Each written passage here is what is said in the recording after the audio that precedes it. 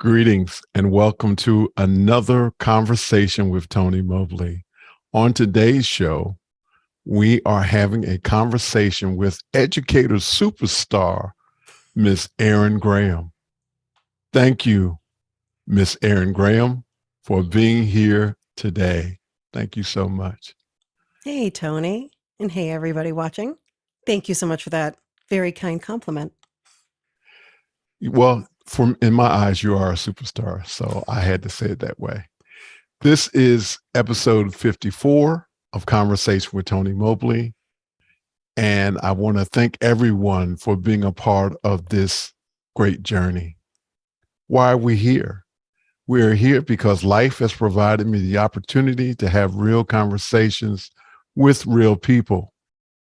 First, I want to thank my guests for our conversation last week, Dr. Kent Kersey on episode 53. And I want to thank the team behind Conversations with Tony Mobley. So we are here to have real conversations, and we hope to help others with these conversations. But I need your help. Yeah, here I go again. I need your help. I need you to register at conversationwithtonymobley.com so that you can participate in the Mukana chat, which is a chat that will let you ask a question, vote the question up and down, and you can participate in this conversation. And guess what?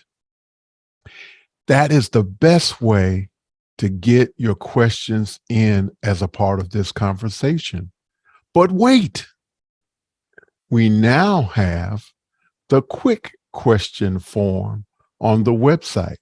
So you can go to conversationwithtonymobley.com and you can put your question in by just adding your name. The only downside is that that question may not get voted on, and so it may not get answered. But we have two options now. If you like this conversation and past conversations, we ask that you like and subscribe, set the bell to all notifications, and be reminded of upcoming conversations. And I also want to remind you to go to the website and look at all of those great conversations that we have had. So we have now had 53 conversations, and you can see the growth of Conversation with Tony Mobley. So now we're going to start with our very first question for superstar educator, Miss Erin Graham. Thank you again, Erin, for being here. Happy to be here. Thank you again. And so the first question is, who is Erin Graham? Ooh, good question. So I've been a teacher for about 12 or 13 years now, and I feel like I've always wanted to be a teacher. It's pretty much in my blood. My mom used to be a guidance counselor. My brother is a fourth grade teacher. My dad used to be a social worker. So we're all just in the business of helping people. Um, I I've been very fortunate to have great friends and family who have supported me and just helped me follow my dreams and helped me pursue my passions in order for me to bring that into the classroom on a daily basis. Outside of the classroom, I'm an avid reader. I love to cook with my husband, especially.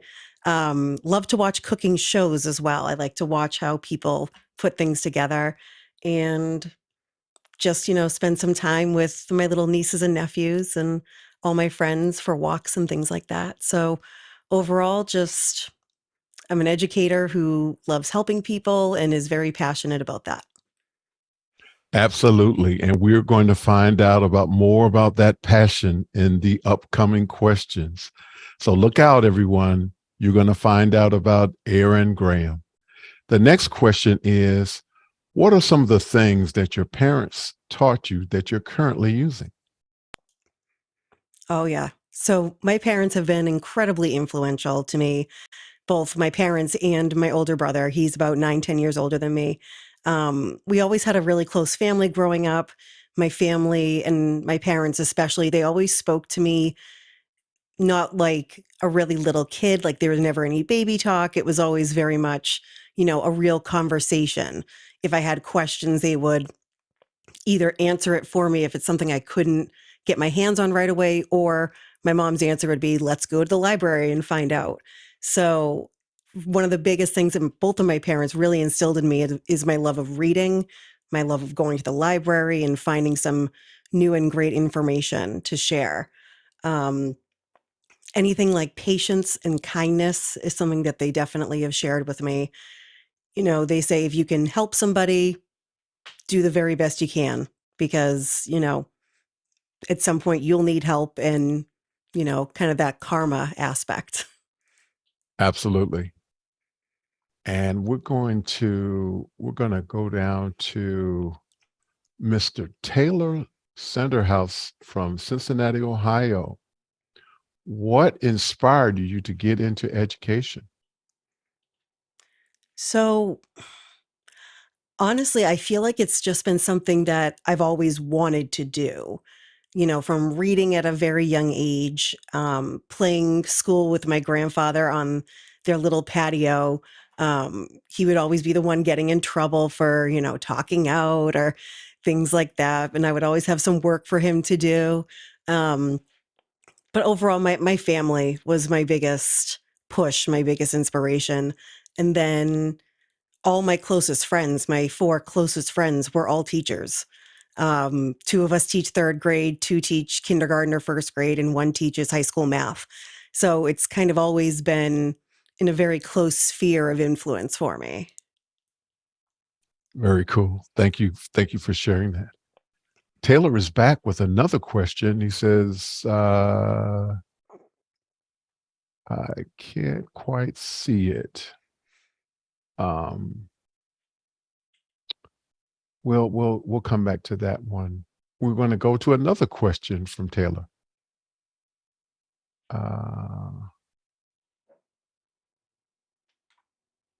Do you like teaching virtually or would you prefer in person? Ooh, that is a good question. Um, the thing is, there were pros and cons about both. To be honest, I mean, when I taught virtually, it was a great experience because my husband is incredibly into technology and he helped set up this entire fantastic studio for me. And once he taught me the tools, it was very easy to use them. And especially after coming on office hours as well, trying to get the feel for using the technology. So I loved being at home, being a little bit more comfortable and knowing that I was safe at that time. I loved the fact that I was able to reach out to my students, not only academically, but socially through social emotional learning and doing mindfulness through the computer. It was definitely a new experience for me. Um, but some of the things I do prefer in person, like when I would do brain breaks before, when I would do them virtually, it would be, you know, the kids would be a little embarrassed to be doing yoga on the screen. So they turn their cameras off.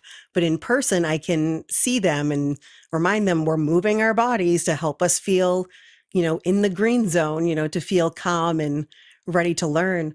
So that was a lot easier to do in person. But overall, I think so many of the skills actually lined up for me.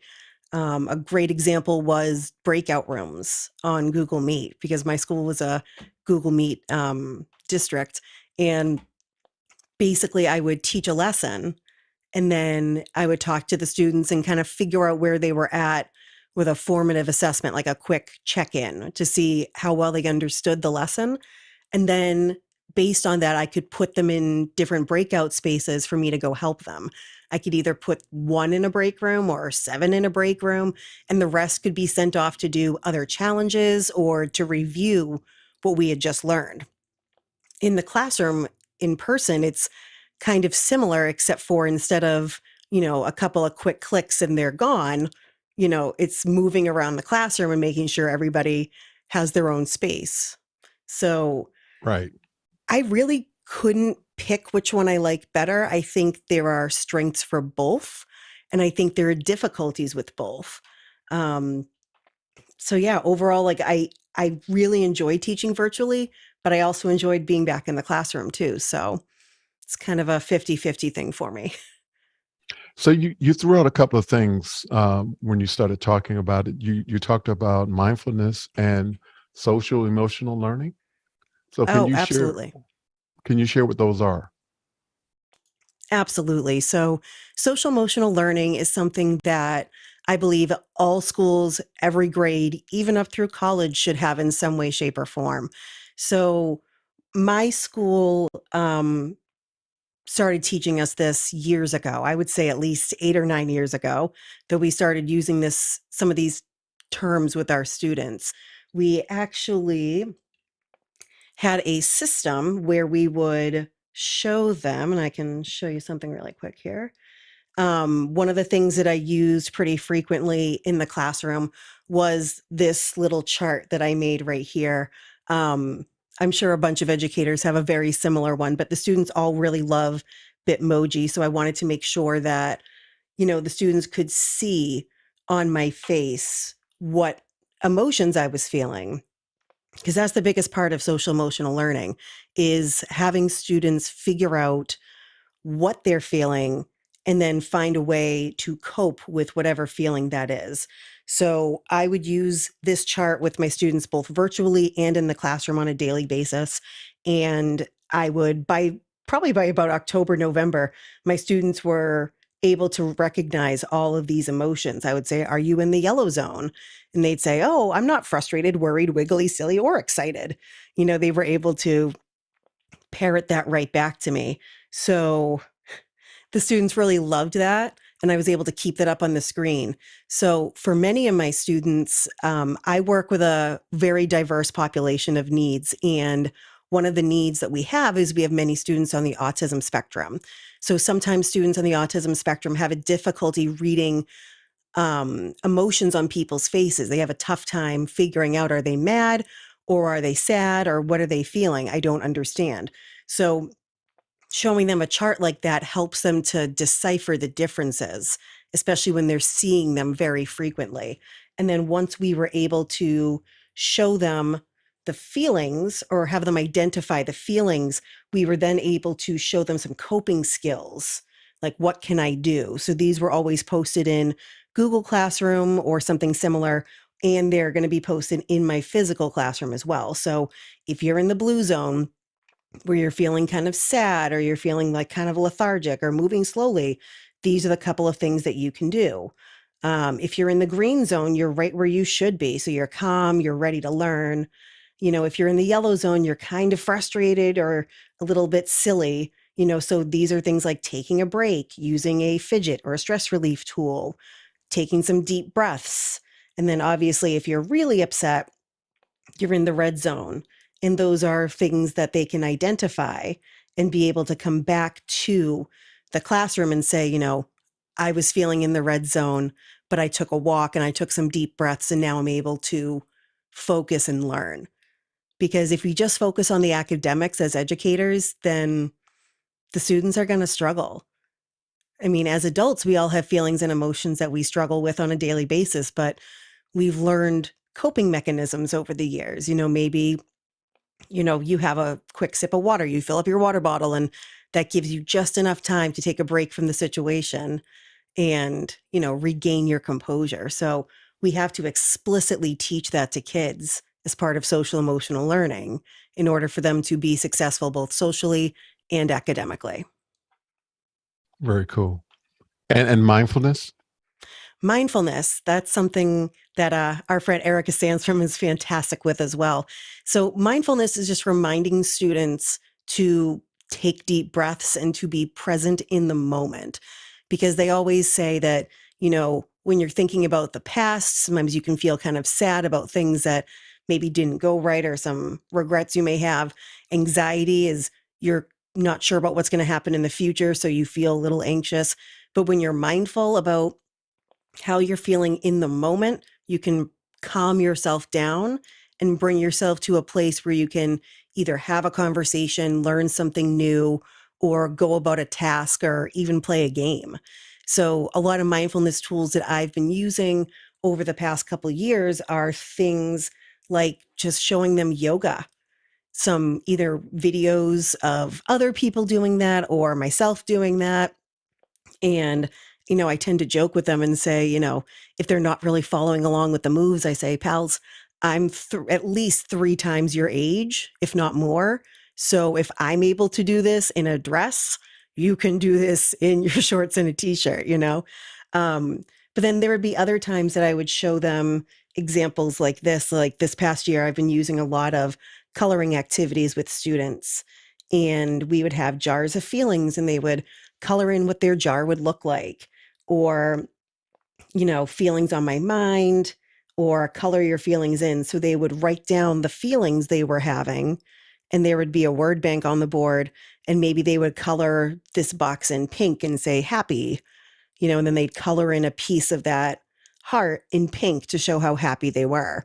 Now, hopefully, it would be the whole heart, but obviously, we know that can't always be the situation. But anything that brings them back to the present. So moving their bodies, taking deep breaths, coloring, things that just remind them to stay in the present and know that everything's okay. Fantastic. Thank you so much for sharing that. Your husband has played a big role in helping you with technology, with tech during the pandemic. How often did you have to help students with their tech during the pandemic? Oh, yes. So my husband, he's an AV, audiovisual person, and he's really into technology. And he's this amazing person that's an engineer of all. And he set up this beautiful studio with the ring lights and the cameras and all the screens here. And I will totally admit that the first, maybe the week before school started and I was testing out all the technology, I was hitting buttons. I didn't know what they were, playing with things that I've never seen before. I was just very used to like my laptop and turning on Zoom or Google Meet and just going with it. But totally different world that he introduced me to. So because he was able to help me before the students came, when they finally did come the next week, I was able to kind of know some of the troubleshooting that I would have to do ahead of time, whether it was with their camera or their audio or, more basic things like Google Slides. Like I played with it. Um, I pushed buttons and broke things, like our friend Emily would say. And I, I try to put myself in the place of my students and say, what could go wrong? Because it might. And I would just try to think of every way that I could either solve the problem ahead of time if it was too big for them to handle, or kind of see how they would fix it. Because many times I found within the first like 2, 3 months, once they got more comfortable with virtual learning, many of them said, I've got it, Mrs. Graham. I'll take care of it. So they would go to a breakout space. They'd fix, the students would help each other. And then they'd come back to the main breakout space. And they were able to have that conversation and troubleshoot for me. So the more we teach kids, man, they're going to teach us and teach each other. That was a great question from Taylor Sanderhouse as well. Thank you, Taylor, for that great question. Um, are you comfortable with sharing with us right now what your setup is? And the reason why I'm asking now, I was going to ask this later on, but I'm asking now because I'm doing a little bit of a cheat because I have the benefit of looking at YouTube right now, and you look fantastic on YouTube.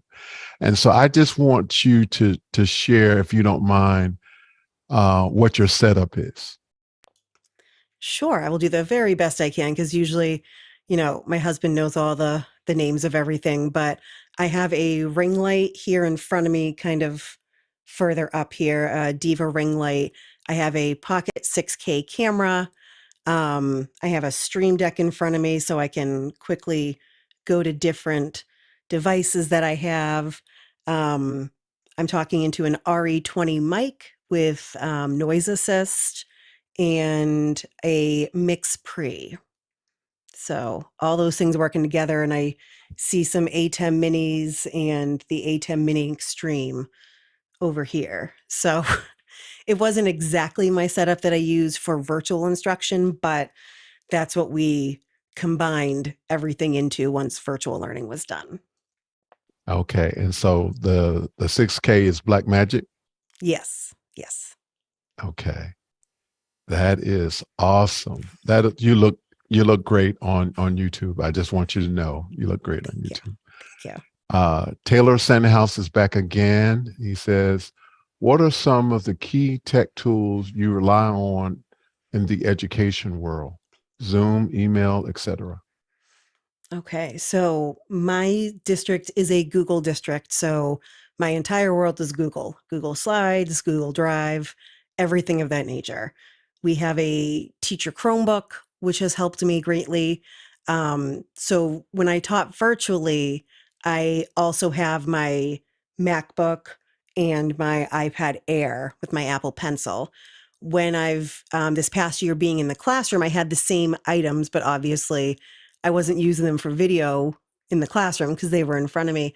But the other piece of technology that I was able to get my hands on was a Promethean board this year, which is very similar to a smart board. So it's a super large, almost TV looking thing. And that's what my students would call it the first couple days. I said, "Oh, where's the big TV? What are we going to do with it today?" But you're able to draw on it, you're able to annotate on it, things like that. So I was able to pull up anything they were working on. I could put it up on the screen and circle something and say, this is something that we're all struggling with. I could take a screenshot and put it up on a whiteboard and work out maybe a math problem or something that they were missing in a science diagram. And yeah, I think that's probably one of my new favorite tools of this past year. But yeah, when I was virtual, it was a lot of Google Meet and things like that. But yeah, Google Drive and Google Slides are like my entire world, virtually or in person. Fantastic. Let's see. The next question is, I think we've already answered that question. Dr. Chris Clark is in the house, Tempe, Arizona. Highly competent educators like you are provided essential support and modeling to their peers. But who is offering care and support to helper slash leader slash mentors? How wounded healers receive help you need to carry on? And let me try that again. Highly competent educators like you are providing essential support and modeling to their peers. But who is offering care and support to helper slash leader slash mentor? How do wounded healers receive the help you need to carry on? Ooh, Dr. Clark, I love your questions. You ask amazing questions.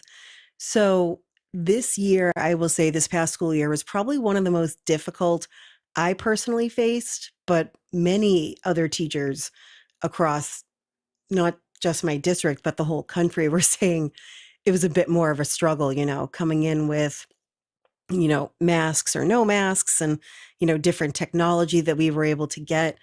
But I will say what helped me the most, besides my friends and family outside of school, inside of school, I would say relying on other teachers was incredibly helpful. And personally, my administration was fantastic in terms of keeping morale and spirits up. My principal and vice principal would be walking around the buildings constantly and helping out however they could. I know sometimes if teachers were having a difficult moment, you could tell they were frustrated or stressed.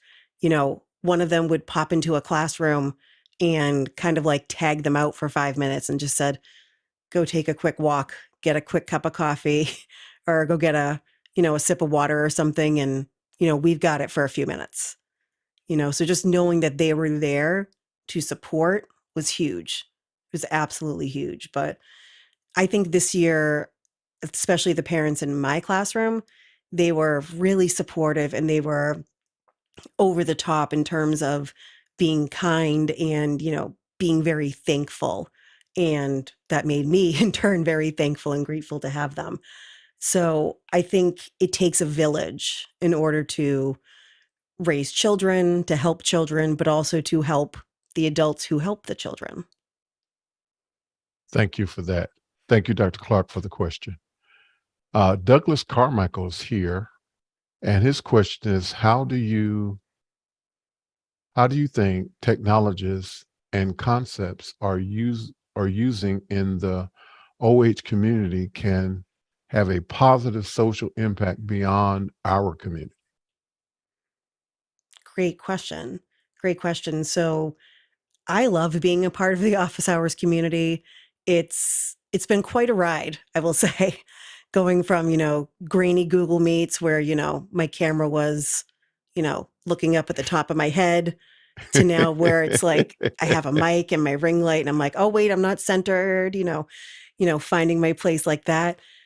I feel like the community has helped so much just on like a very cool level that I think being able to reach out to people, to really see their faces, to be able to hear them with quality makes a huge impact.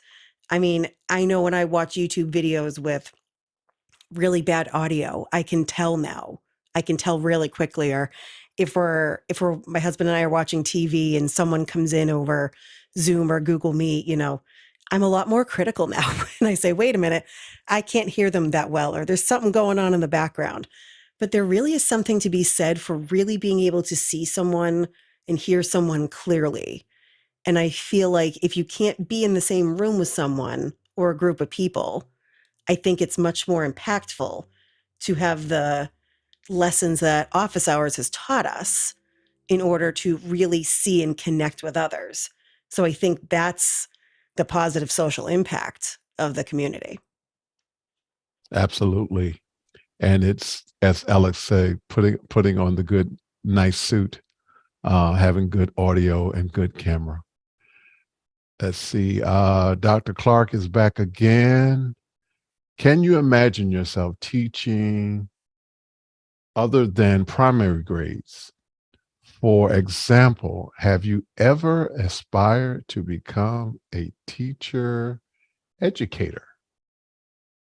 I think you would be wonderful at this. And I agree, Dr. Clark. I think she would be wonderful at that as well. Well, thank you both. I love that. Um, so what's funny is that if my friends and family that know me know that right now I teach third grade and I actually love teaching even older students.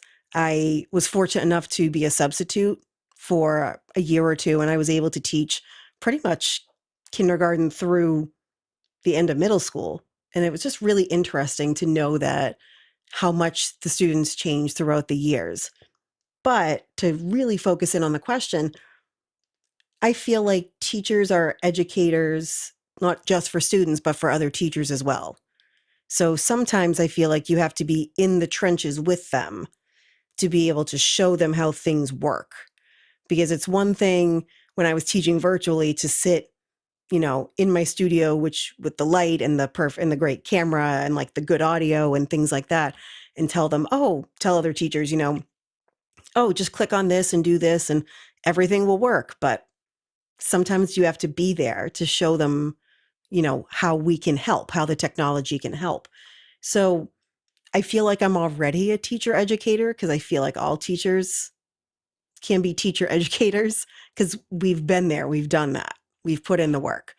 Um, but yeah, I mean, I would always love to do, extra things like whether it's like a seminar or like a little workshop of what I did virtually or things like that.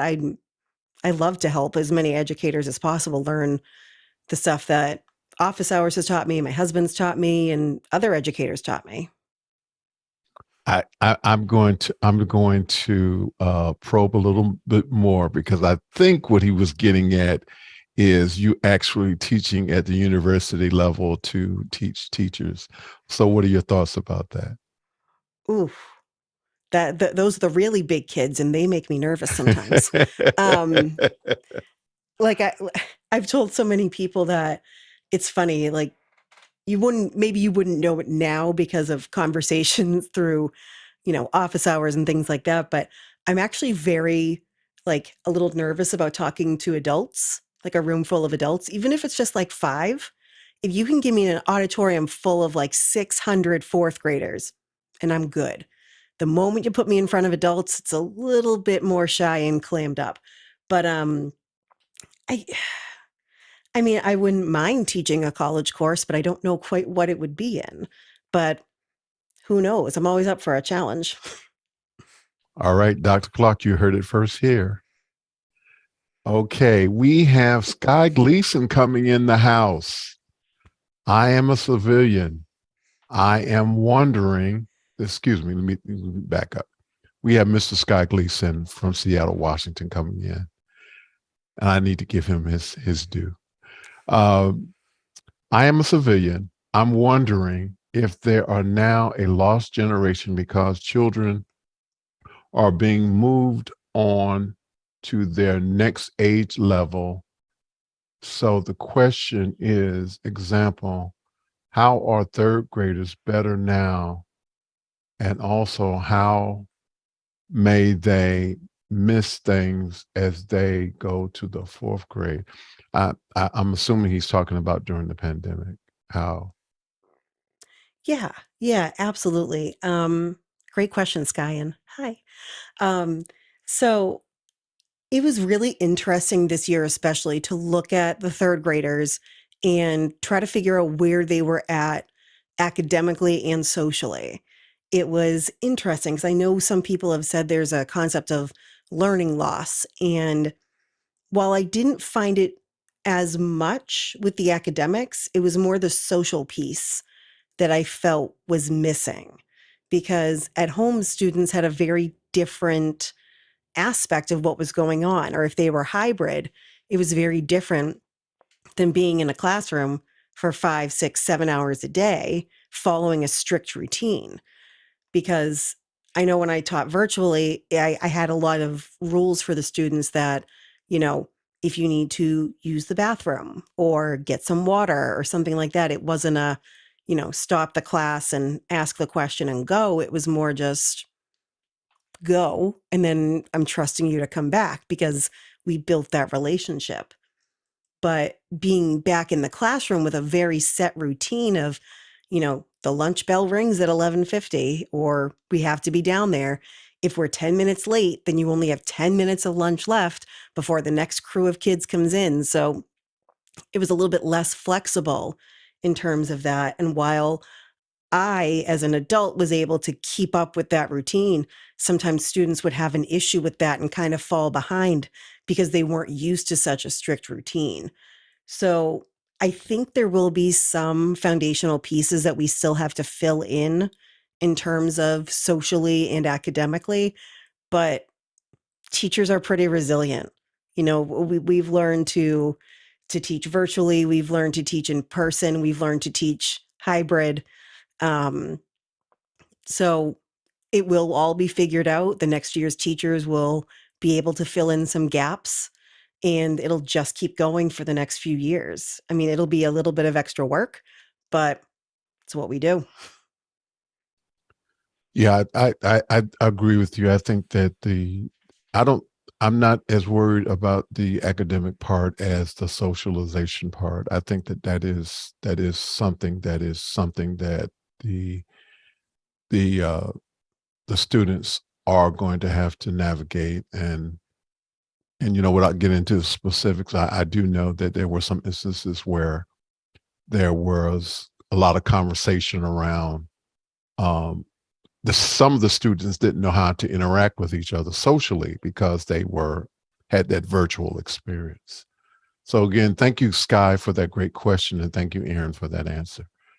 The next question is, what has office hours, Saturday education hours meant to you? So, office hours on Saturday has given me a lot more friendships.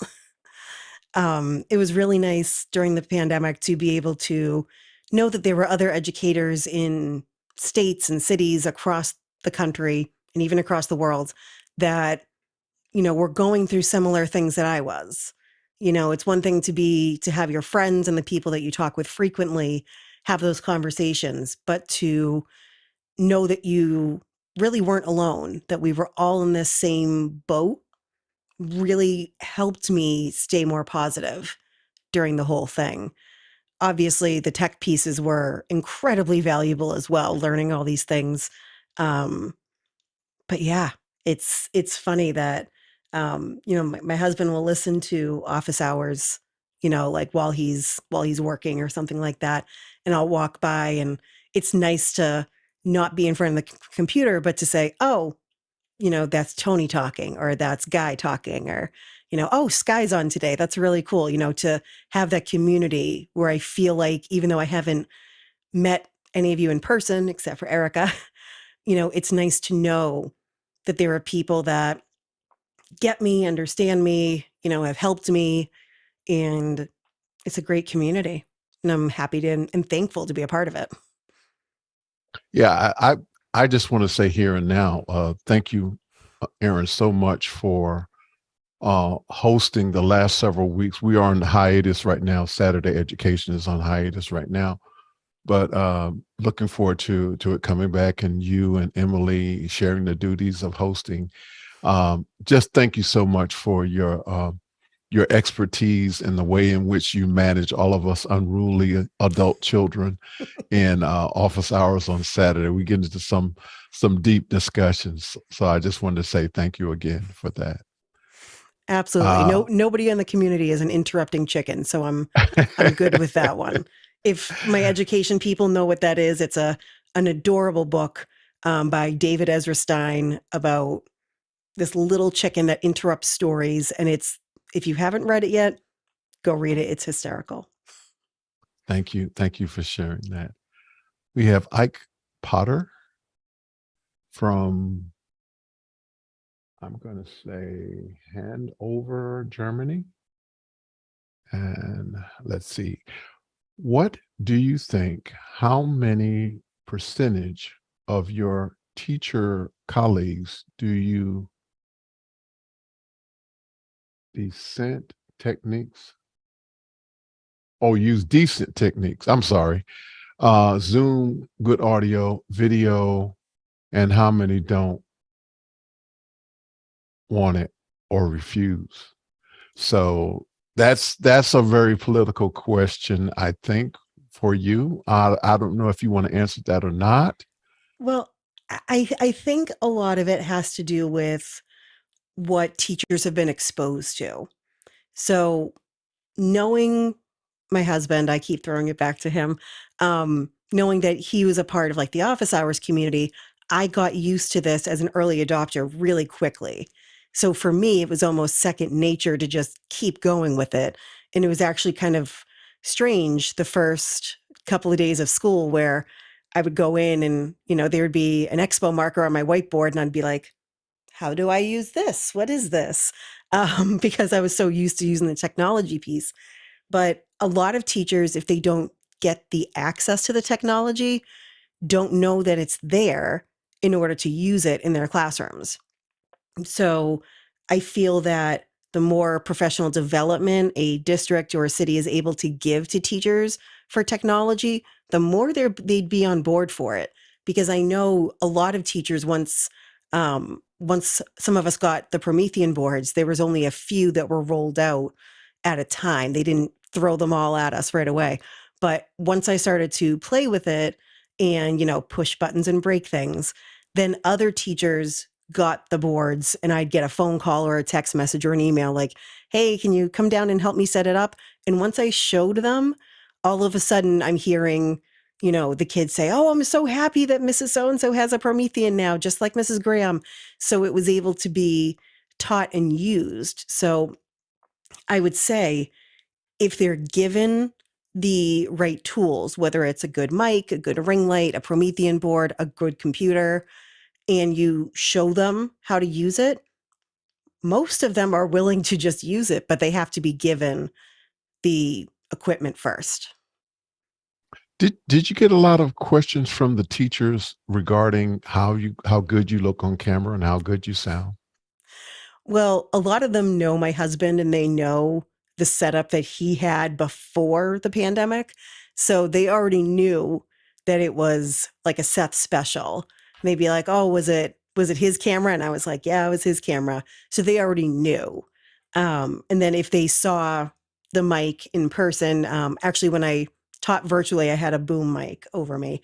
Um, but I would show them. I would show them the behind the scenes stuff, and I showed my students too, which actually inspired one or two students to get their own little stream deck, so they were able to do different things with it.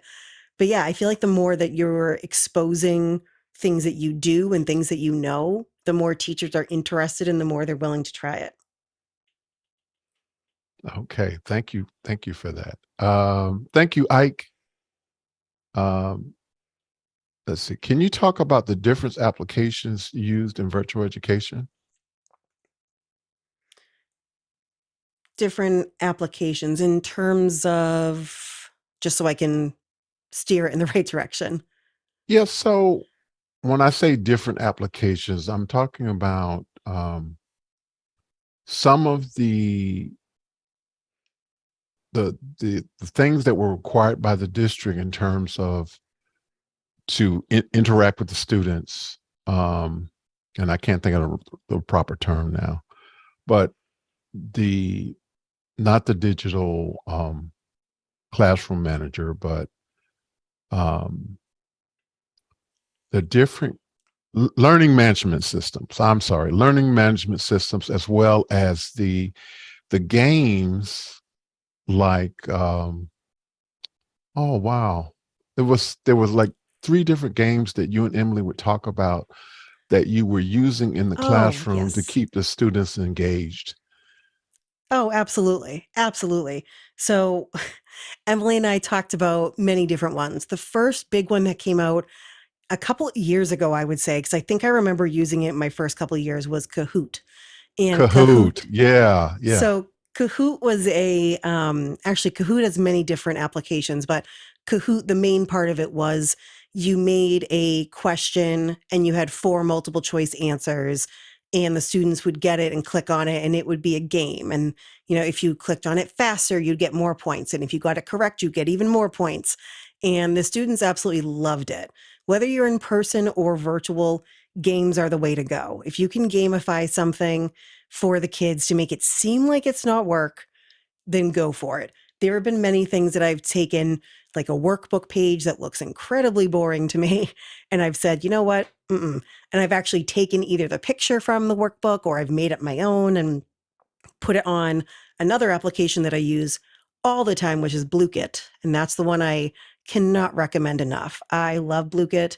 And Emily brought up GimKit, which I also love and enjoy too. So those are three really great applications that the students really got into. I actually have my Blukit set up. All Um, right. I use this for everything. You can tell because I have all the different folders with all the different stuff in it. Um, so at any given point, I would look through and I would say, oh, what are we working on today? Oh, we're working on place value. I can give it to students there's all these different game modes that you can do. So you basically set up as the teacher, or really anybody, because Blukit is free for everybody unless you choose to pay a premium. I think it's $35 a year, and you get access to games earlier and things like that. But you make up a question set. Let me open up that game again. So you make up the questions, or there's banks of questions from other educators, and you can show, you can take a picture and you can insert it and you can ask them a question.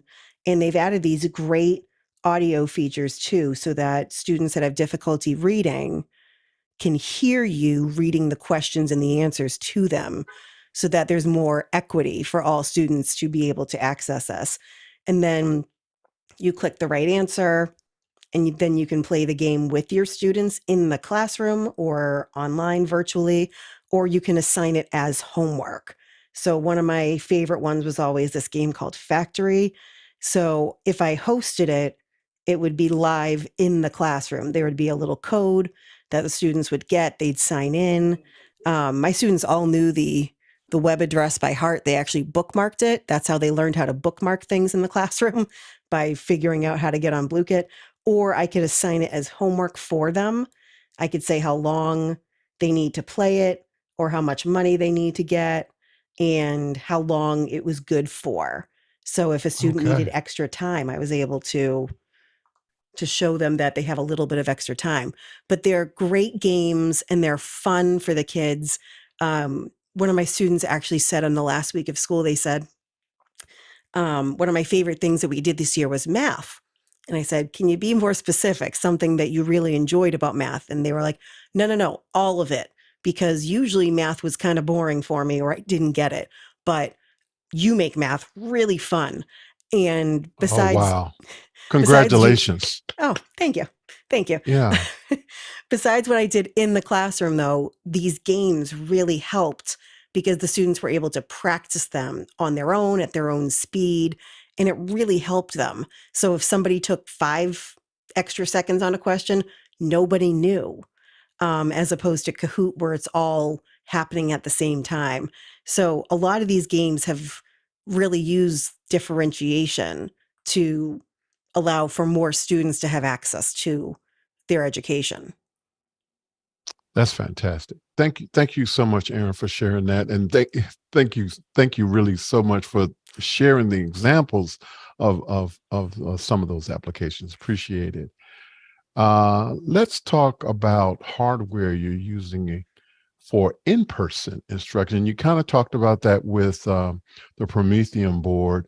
Are there some other hardware that you're using in person?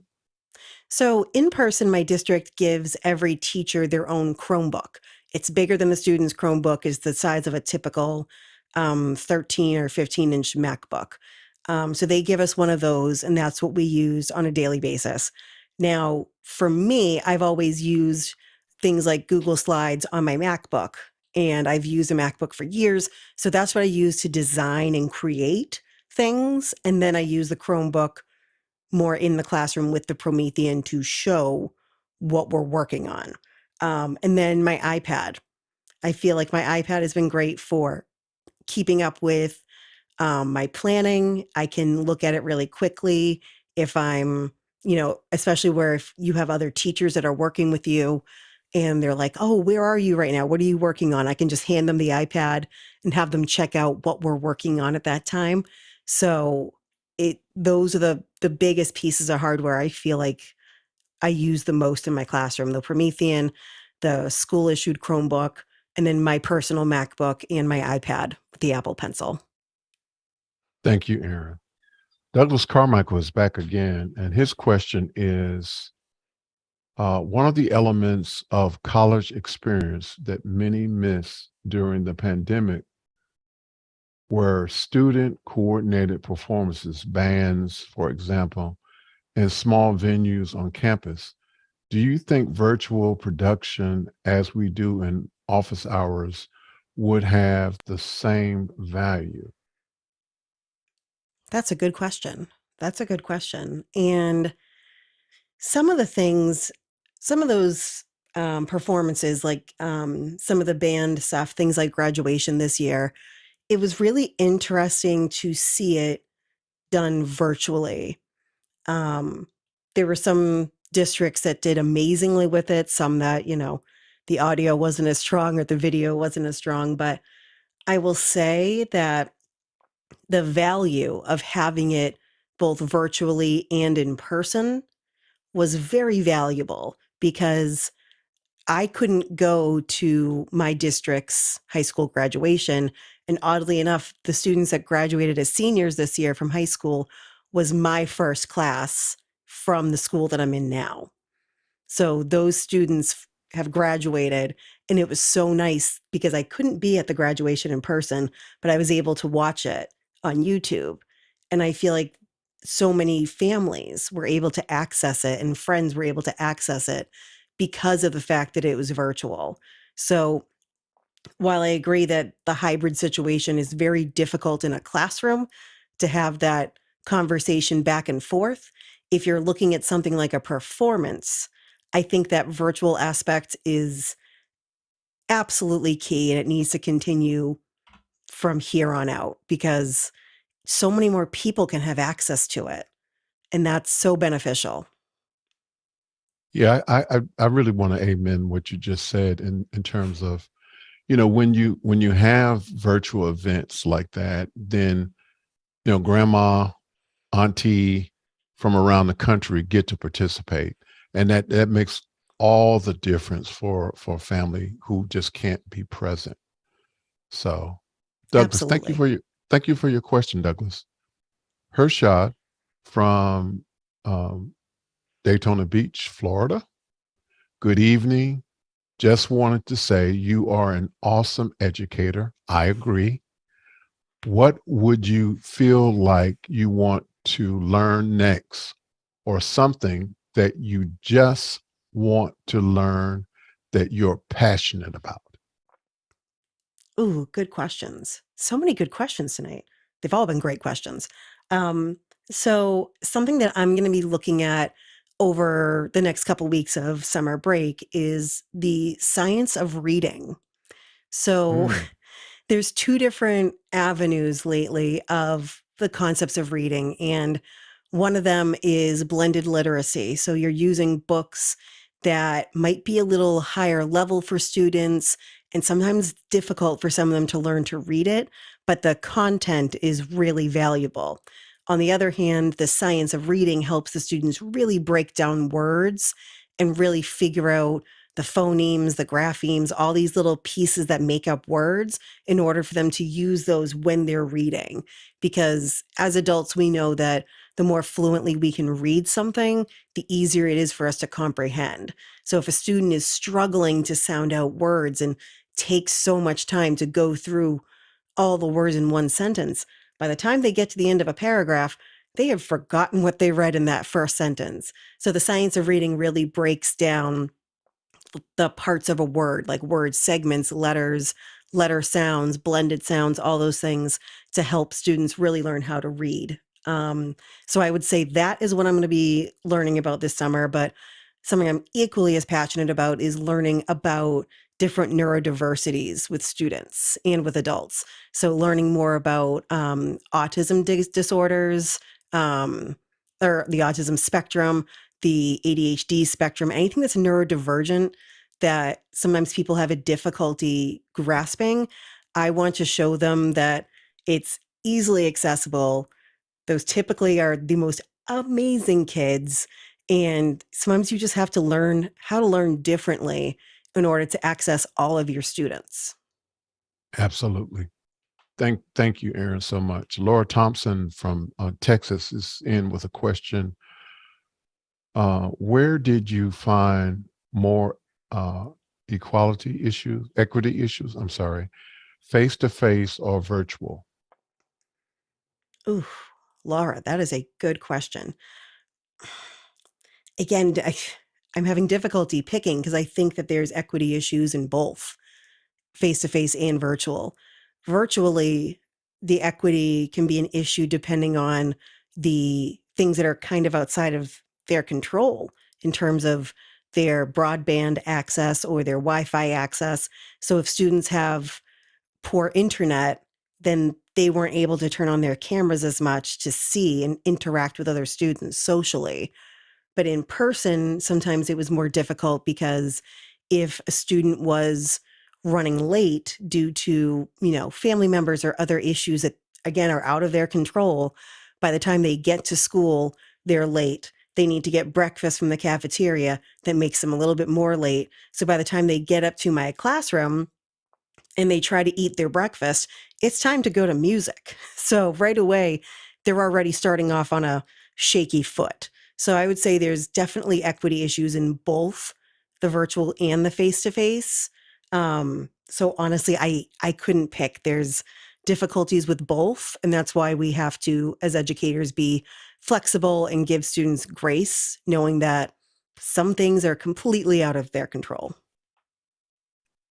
Thank you, Erin, for that answer. Thank you, Laura, for that question.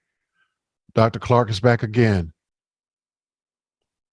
When education hour resumes, how might it operate differently than it has in the past? For example, what about pivoting away from answering tech questions from producers to a conversation with Tony Mobley, special guest and conversation model?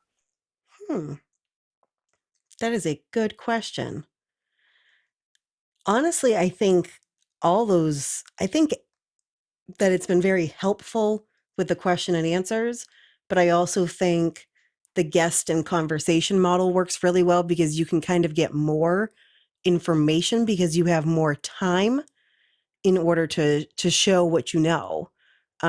So here I have a little bit more time tonight to share some of the things that I've done in the classroom versus making sure that everybody gets time to talk on office hours on Saturdays.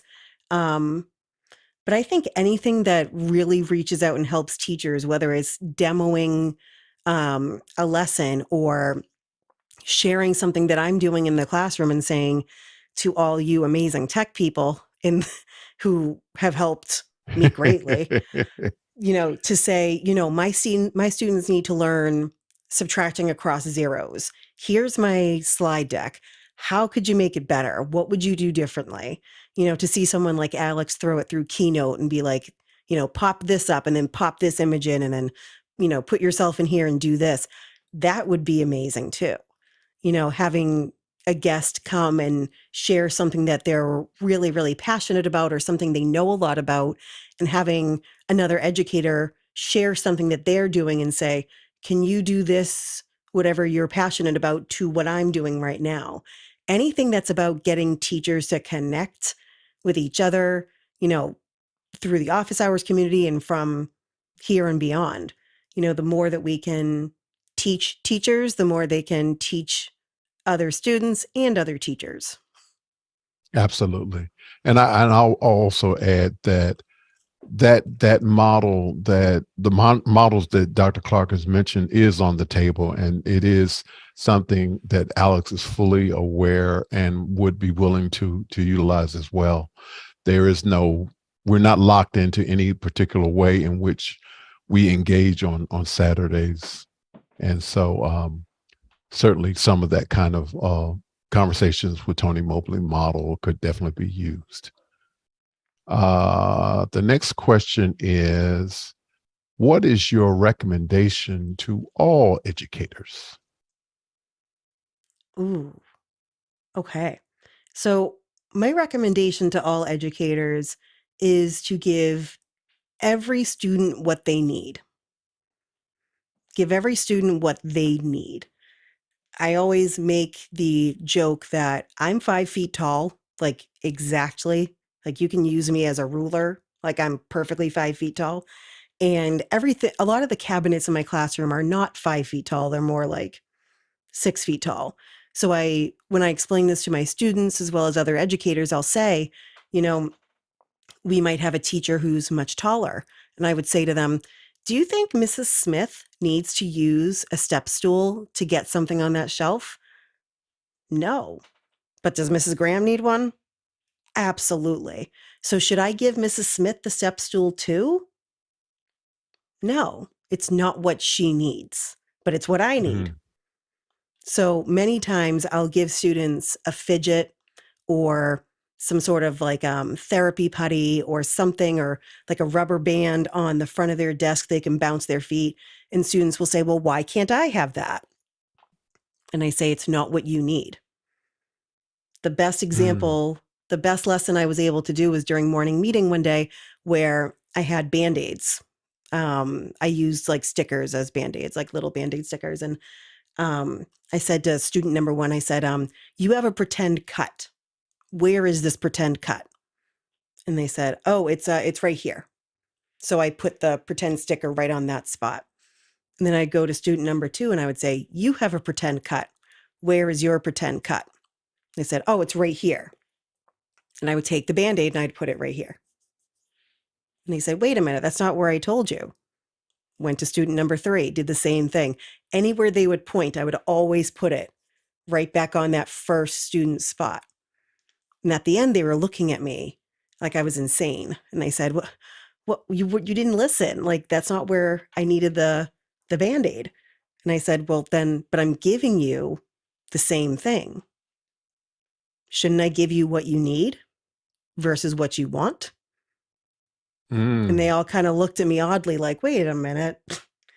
And they kind of realized not everybody gets the same thing. You need to get what you need as humans, as adults, as students, as children.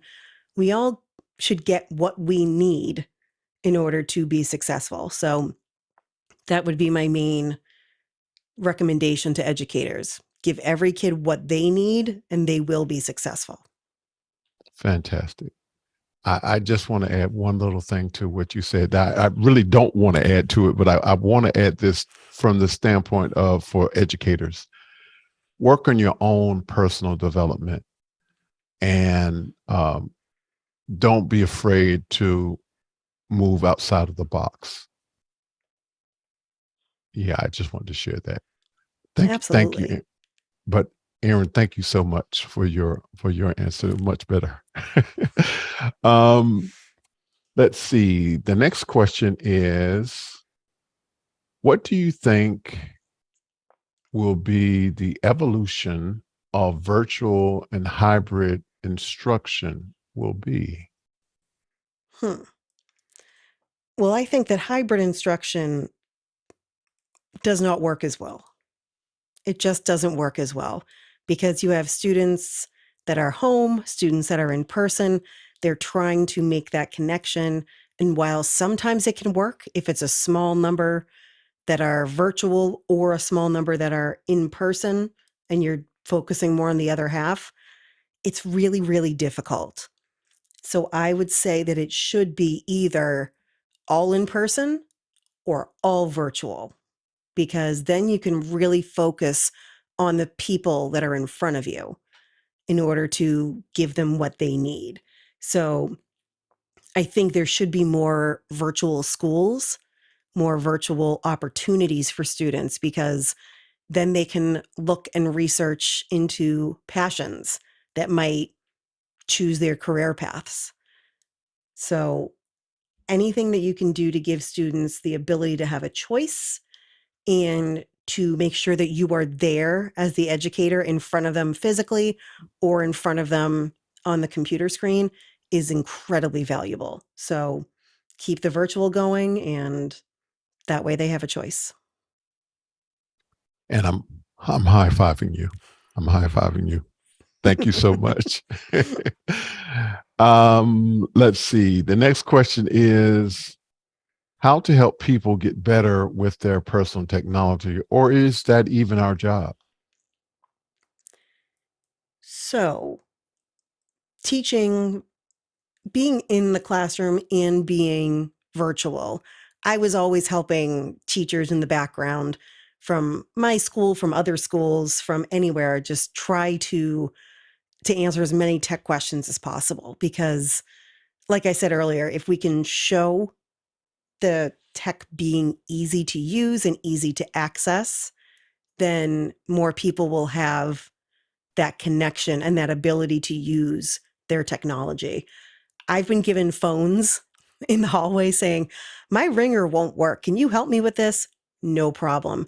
Because I think it's all of our jobs to show that technology can be a strength if used correctly, obviously. And I do think it's our job. If you know something about tech, then, or really about anything, then you should be able to share that and teach others how to use this amazing resource. Thank you so much for sharing that. It's storming here, so I'm glad I at least got this question in because I don't know what's going to happen. It's storming room, lot of lightning and stuff going on. So where did you get the idea of doing telestrating with your instruction? Where did that come from? Please demonstrate your hardware and software to do this. So I feel like this all started with Alex Lindsay. I feel like he kind of started this concept. And one of the main thing I use is my iPad and my Apple Pencil.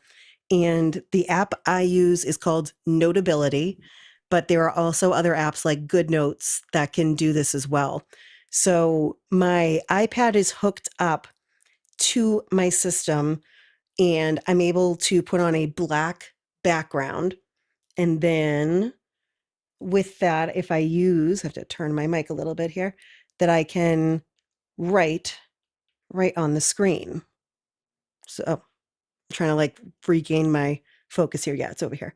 So I would use this sometimes just to grab my students' attention when I taught virtually. It's a lot easier to use virtually than in the physical classroom because they're not seeing another screen, and I don't have this amazing setup at school. But there would be many times I would be working with students and I would try to show them the differences between, I especially use this during fraction time. And I would show them, two different fractions. And I would say, which one is more, which one is less. And I would, show them and I'd say, well, let's look over here. We have two pieces filled in here, while over here right about here, we only have one piece filled in. Which one do you think has more filled in? So things like that I was able to use a lot in the classroom. And then other things, I would be able to take something from Google Drive that I'd be working on with my students. Let me just pull up something super quick. Nope, not that.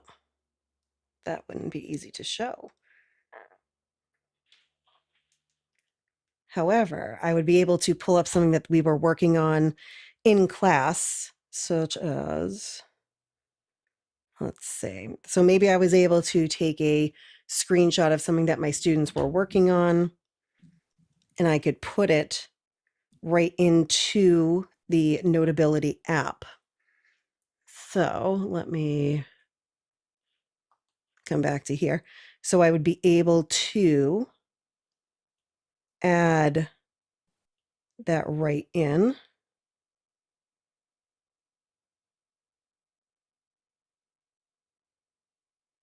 And show students exactly what we were working on.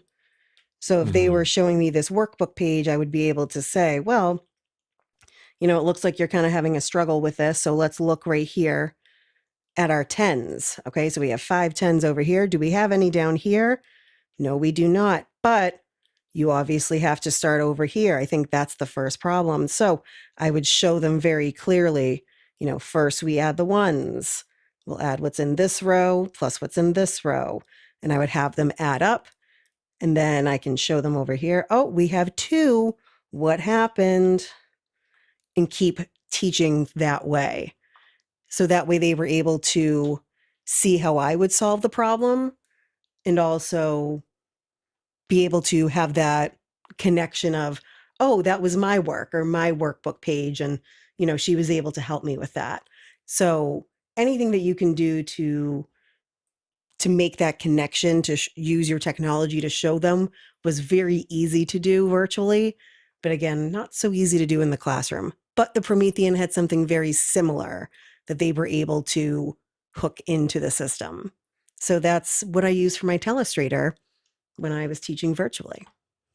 And I just want to say thank you, thank you. Erin has done this some time ago, but I thought it was important for us for her to show it tonight because I think it's absolutely amazing. And maybe it's just a geek in me, I don't know, but to actually be able to write on live video is outstanding.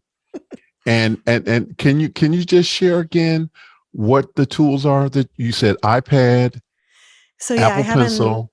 I have an iPad Air 4, I have an Apple Pencil, and the apps that I used were Notability or the GoodNotes app. Okay. Now, are you using any other technology? Are you using the ATEM with this or not? So for virtual learning, yes, I do. I have an ATEM that it's plugged into in order for me to go back and forth between all the different technologies. Um, but right now I have a Stream Deck in front of me versus the ATEM. The ATEMs are a little too far away for me to reach, but the Stream Deck is right in front of me. So it's very easy to swap back and forth. And so forgive me for asking this. So specifically tonight, you're only using the iPad, the Apple Pencil, and the Stream Deck with Yes. Notability. Yes. Oh, wow. Teachers, you should be jumping up and down. You should be jumping up and down with this opportunity to be able to use this, particularly when you're doing virtual instruction. I mean, this is amazing.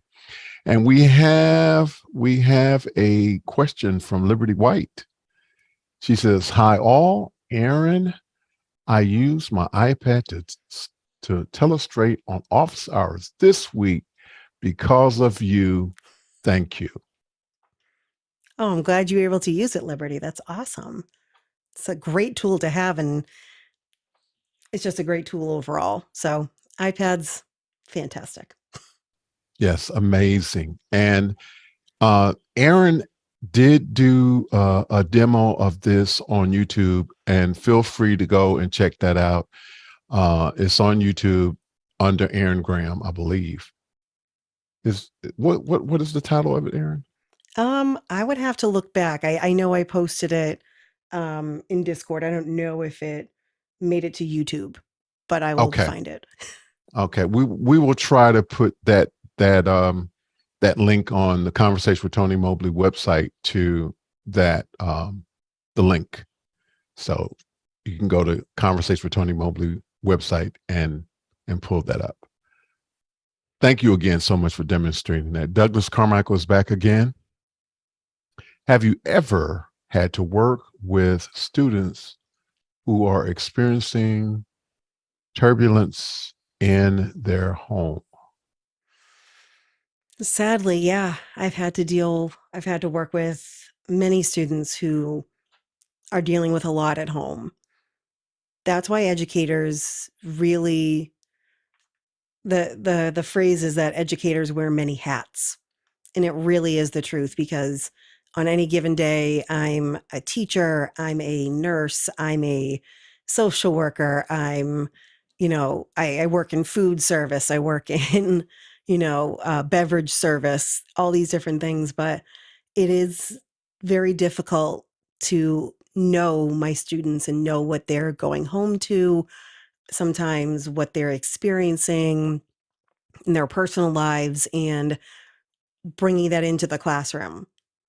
There have been many students who come in a little bit late and they've had to take care of siblings that are younger and things like that. So it's knowing that they're dealing with so much and then being upset that their math homework isn't turned in. It's just not something that I can, in good faith, rely on. Um, so it's such a good question, but it's something sad that that all teachers face during the pandemic, before the pandemic, and from here on out. There's so much that kids deal with, and there's so much that they have to overcome in order to do what they do in the classroom daily. So the more grace we can give them, the more flexibility we can give them, and the more we just know our students, that's what's really going to help them, because then they know they have somebody that's looking out for them, that cares for them, and that school is a safe place to be. I know there have been many conversations about student behavior at times. And what I've noticed over the years is that the more students act out at school, it's while it can be frustrating to the rest of the classroom or a teacher or an adult that's trying to help them, that student is showing that they feel safe enough with you to break down, to be frustrated. Mm. Now, we can't really condone throwing things or, hurting other people, but to see them get really angry and start crying or, kind of sit in a corner and just shut down, they're showing us that we make it safe for them. And I think that's what all educators strive for. And that's how we have to help them. If we can get to know them, show them that it's a safe place for them to be, then they'll be able to trust in us and open up knowing that there's someone that cares about them. School is sometimes a refuge. Absolutely. What does your family think of what you're doing? My family loves what I'm doing because most of my family was in education. I can remember when I was pretty young, about maybe 7 or 8 years old, and going to my mom's school, or then once my brother became a teacher, going to his school and helping him decorate the classroom for the first day of school. And it was such a fun time for me because even though I was in summer vacation, I was always enamored with school and I wanted to know the inner workings of it. So getting to go with my mom to school or with my brother to school and be able to see that behind the scenes action was enthralling for me. So they love that I'm a teacher, and family dinners are always very interesting, being able to be like, oh, well, I tried this new strategy. And my brother's like, oh, well, I tried this strategy. And, it's just interesting to know that it's all connected with what my family does. So they're proud of me. I'm proud of them. So we're we're all very happy. Well, I want to say thank you. Thank you, Erin's family. Thank you. Is it Seth? Yes, that's my husband. Thank you, Seth, for sharing Erin with us. I hope you can hear me. Thank you, sir. Our next question is can you share some past success stories that you have that have been meaningful to you? Wow, that's a great question. So if I'm thinking about this year, if I'm thinking about the year I taught virtually, there are a lot of good success stories. All my students have had success stories in one way or another. But the one from this year that really stuck out to me was this one student who said they were not good at math. They struggled with math. They didn't like math. And they said, I'm just not going to like it no matter what you do, Miss Graham. I'm sorry, but it's not for me. It's just not for me. And I said to them, okay, but I'm going to make a bet that by the end of school, maybe you won't be in love with it, but you'll like it more than you do now. And they're like, okay, change my mind. And soon enough, by the end of school, because I worked with these students in small groups, or I worked one on one, or gave them challenges, or gave them projects to work on, by the end of the year, it was one of their favorite things to work on.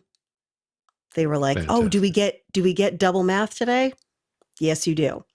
The All year that I right. taught the year I taught virtually, my success story was giving them a Genius Hour project where they got to research a passion that they were really into. They had to come up with a couple of good questions, kind of like a mini Shark Tank for me in terms of pitching their questions to me to make sure they were deep and not just, something you can pull from Google. And a couple of students were able to really create something. They were able to Mm, create things with technology. They were able to build something. They were able to create their own characters and make like a mini comic book. Just things that they were able to pull in from everything that I taught them to what they were passionate about, mixing those together. Definitely a success story.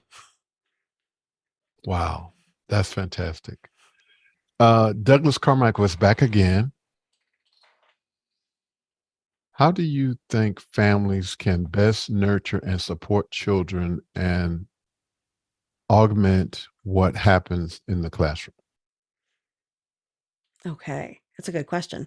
So, families that are able to continue to communicate with educators are ones that are able to keep that connection going throughout the school year. If I know what's happening at home, if a student is struggling at home with different things and the family lets me know about it, and then I in turn can share with them any successes or any struggles that they're facing, we're able to help the student on all fronts. And then the students know that we're there for them, their families are there for them. But at home, I would say anything like reading to them or reading with them is such a huge piece of child development, especially when they're younger and even when they're up through middle school. I remember when I was younger, my mom used to sit on the couch and read a book that she was just reading for fun. And I'd bring in a book I'd have to read for school. And I'd notice, how she would read. Maybe she would stop and take a note about something or, ask my father a question, just throw an idea out. And she was able to make that connection with the book that she was reading. So then in turn, I started to do that with my reading. And then I was able to understand the books I was reading deeper. So the more you can make that connection at home, whether it's reading a recipe, having your child help you read a recipe, or, asking questions during a movie. We all have that inner monologue of questions as we're watching something that we've never seen before. Who is that character? How do they interact? What do they mean to the story? Things like that. If they're able to verbalize that and have that conversation, then students will able to comprehend on a deeper level. Wow. Thank you, Erin. Thank you, Douglas, for that great question. As you reflect on where you are in education, are there things that have prepared you for this moment that you can share? That is a deep question. I really like it. So,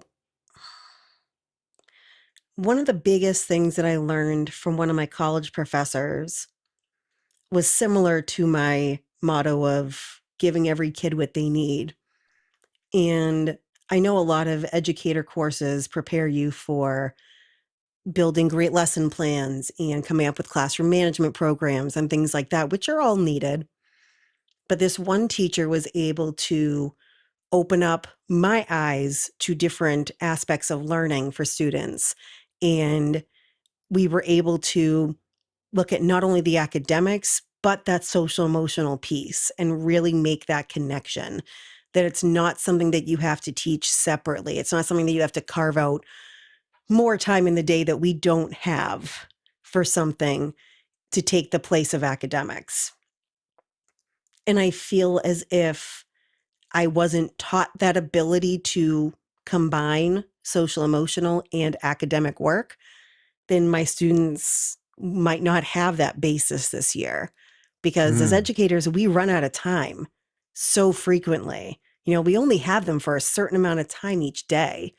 And to know that maybe I can't take 45 minutes to teach something specifically about social emotional learning, but I can teach them a quick breathing strategy when they're upset about a math problem. You know, let's take 2 scientific breaths. There's this great book by James Nestor called Breath that I read. And it's this concept that I pulled away that for the best breath you can take is in through your nose for 5.5 seconds and out through your nose for 5.5 seconds. So for students, Mm. I just said 5 seconds because sometimes they lose track of counting and that half second is struggling to count that half a second. Some would say, oh, did I take a quarter of a second? Did I take 3/4 of a second? And by then it's been derailed. But to teach them strategies in the moment is absolutely key. This college professor taught me that, sometimes you have to throw out the lesson plan and just help however you can. Sometimes there are moments where things don't go the way you want them to. So you have to understand that you make mistakes as an educator, they make mistakes as students, but we're all human. And sometimes you have to take a step back and laugh at the situation and know that that didn't go the way I wanted it to. So the more that I can show students that I make mistakes and I make them frequently, they don't feel as afraid to make mistakes.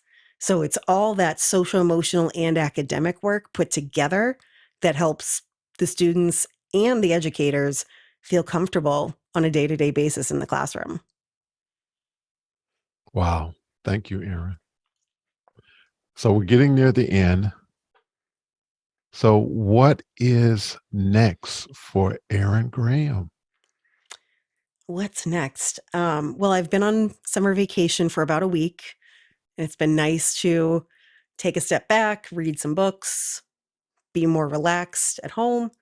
But next, I have a conference at the end of July in Laguna Beach called EDU Protocols. And it seems like a Mm, really interesting professional development opportunity. So I'll be doing that and then heading up to my second favorite place in the world, Disneyland. So that's what's coming up next, besides the day to day walks with friends and nieces and nephews. But a lot of relaxation, a lot of reading, and a chance to go visit the mouse himself. wow. Thank you, Erin. And I believe this is the final question for tonight. You are speaking to the world. What do you want them to know? Okay. So if I'm speaking to the world, whether you use this in an educational concept or just in a human concept, Just in give, general. just in general, give everybody what they need. I know it relates to education too, but if someone needs an ear for you to listen to them, give it to them. If they need a little distraction from something that they're dealing with, give it to them. Give people what they need to show your kindness to other people. And hopefully that karma and that kindness will come back to you in spades. Erin, superstar Graham, thank you so much for being with me tonight. This was an amazing conversation.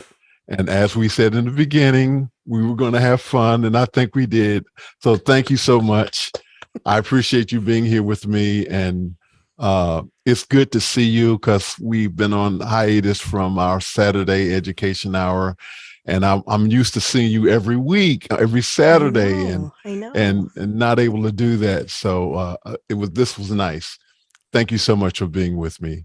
Again, I Absolutely. want to do special thanks to Kimberly Mobley, Ron Mobley, Global Family and Friends, Alex Lindsay, Office Hour members, DVE Store, Liminal Entertainment Technologies, Byte Hive, Video360.com, ApproveForLoan.com, Cloud Bedrock LLC, Ken Jordan, Jonas Dattel, Aaron Huslich, Cherrick Cheetah, David Brady, Marcus Lee Folk, Richard Lavery, Chris Fenwick, Manolo Lozano, Jeffrey Powers, Bo Cordell, Mickey McAture, Hasmut Geiger, Doug Moeller, Laura Thompson, Brian Shan, Dennis Champion Walker, Roscoe Jones, George Butters, Joshua Minden, Danielle Maxwell, Taylor Sunderhouse, Adrian Allback, Michael Marv, Conversation with Tony Mobley, producer, Tlaluk, Miguel Lopez Waterman. Thank you all so much. And this is not the end. Guess what? Conversations with Tony Mobley can now be heard on the radio. That's right. WDTZ of Delhi Township, Ohio, and on the TuneIn app anywhere through the radio station. And we want to give a special thanks to Taylor Sunderhouse and the team behind Conversations with Tony Mobley for making this happen. That's right. We're on the radio now, and we can be heard throughout the world, also on TuneIn Radio. Special thanks to Educator Supreme, Erin Graham, for our conversation today and for doing the work you do. Thank you again, Erin. featured guest next week is me. That's right. Next week, the featured guest is me. We're going to have a conversation on why we do Conversation with Tony Mobley a year later. So I hope you will join me, and I hope you will come and bring tons and tons of questions so that we can sort of sort through where we are in maybe in Alex Lindsay vernacular, a kind of ruthless review of Conversation with Tony Mobley. And so that's what we're going to do next week on July 6th. I want to thank everyone for participating in this experience of Conversation with Tony Mobley. And we can be seen and heard on YouTube and also on our website, Conversation with Tony Mobley. We are having upcoming conversations on educators, mental health, filmmakers, musicians, and other creators. And don't forget, we are now also on the radio. We are on the radio, WTZ, Sounds of the City. So thank you all so much for being with us today. We are having interesting conversations with interesting people. If you like Conversation with Tony Mobley, we ask that you like and subscribe on YouTube. We ask that you go to our website, and we also ask that you tune in on TuneIn Radio app. And thank you so much you all for this amazing opportunity to have this great conversation with my friend. And I don't know, we sort of just got to be friends right away in the Education Hour, and it's been an amazing journey. And Erin has been one of those people that encouraged me very much in the beginning. Erin and Emily and Erica and Dr. Clark and all of those great educators. And I'm looking forward to us getting back together on Saturdays. I want to say good night to everyone. Take care. And don't forget, you can find us on the radio now.